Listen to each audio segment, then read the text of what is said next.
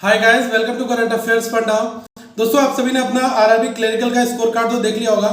इस बार तो सारे रिकॉर्ड टूट गए। इतनी हाई कट ऑफ अभी तक हमने कभी एज्यूम भी नहीं की थी कि इतनी हाई कट ऑफ में देखने को मिलेगी।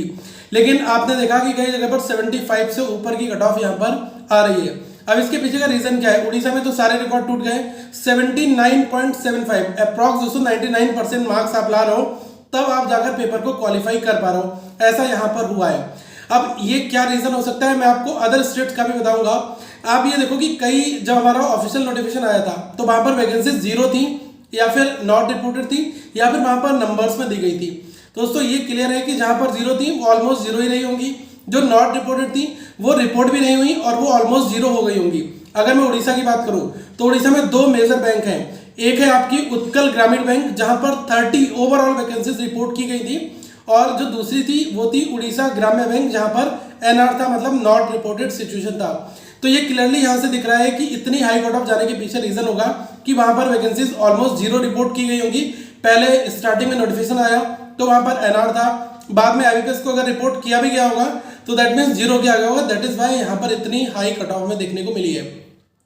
और आपने देखा कि बड़ौदा ने अभी पिछले दिनों अपनी जो स्पॉन्सर्ड आरआरबीज हैं, लाइक गुजरात में, राजस्थान में तो और यूपी में, हो सकता है कि क्लेरिकल में इन्होंने यूपी में भी क्रॉस कटिंग की हो, क्योंकि यूपी में भी ठीक ठाक सी कट ऑफ में देखने को मिली है। इतनी हम उम्मीद नहीं कर रहे थे जिस तरीके से वैकेंसीज अगर यूपी की आई है। मैं आपको एक बार थोड़ा नोटिफिकेशन देखकर बता रहा हूँ। उत्तर प्रदेश आप देख सकते हो कि यूपी में लगभग जो बड़ौदा यूपी बैंक है इसमें 276 जनरल की है, ठीक है, 142 SC ST में है, 182 OBC, 67 EWS में। ऐसे कुल मिलाकर जो है लगभग काफी सारी वैकेंसीज यहाँ पर दोस्तों थी।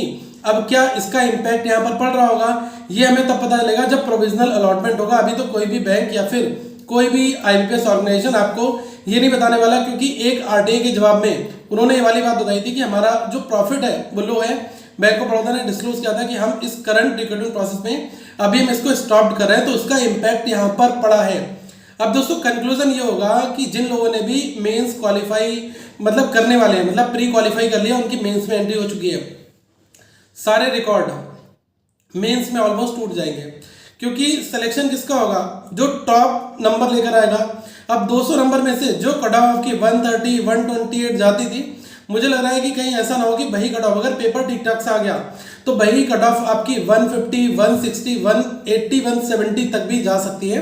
और ये कोई कहना जल्दबाजी नहीं होगी, क्योंकि आप ये मान के चलो कि किसी स्टेट में केवल 30 वैकेंसीज हैं, 30 लोगों को उनको लेना है, तो भाई वो कितने लोगों को जो है शॉर्टलिस्ट करेंगे। अब मेंस में जो भी लोग शॉर्टलिस्ट हुए, इवन कट ऑफ के साथ 79.7 कट ऑफ के साथ जो लोग शॉर्टलिस्ट हुए होंगे, तो मतलब 30 वैकेंसी के लिए यार उनमें टॉप लेवल को लेना होगा, तो ऑब्वियसली कट ऑफ बहुत हाई जाएगी।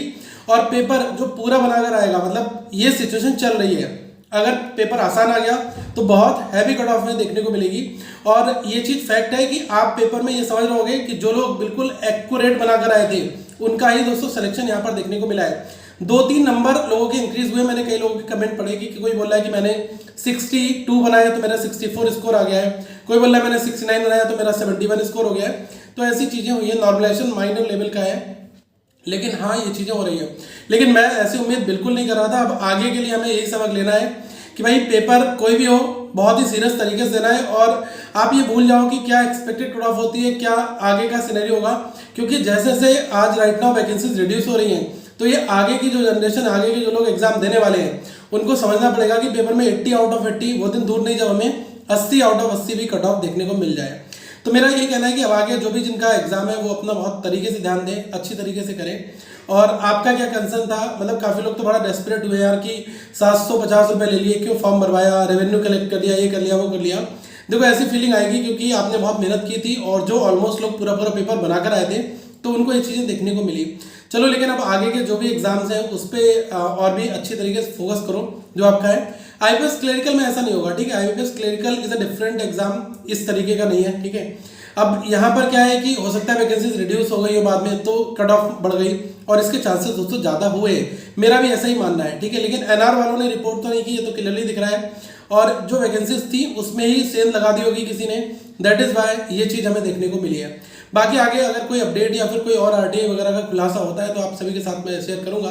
तो चैनल को सब्सक्राइब कर लो और मेंस के लिए जिन लोग हो चुका है वही मेंस में जी जान लगा दो, क्योंकि अब आपके पास केवल एक ही रास्ता है कि इस एग्जाम को क्वालिफाई करना एनी हाउ। ठीक है, तो आगे हम फिर मिलेंगे। So thank you, have a good day to all of you once again.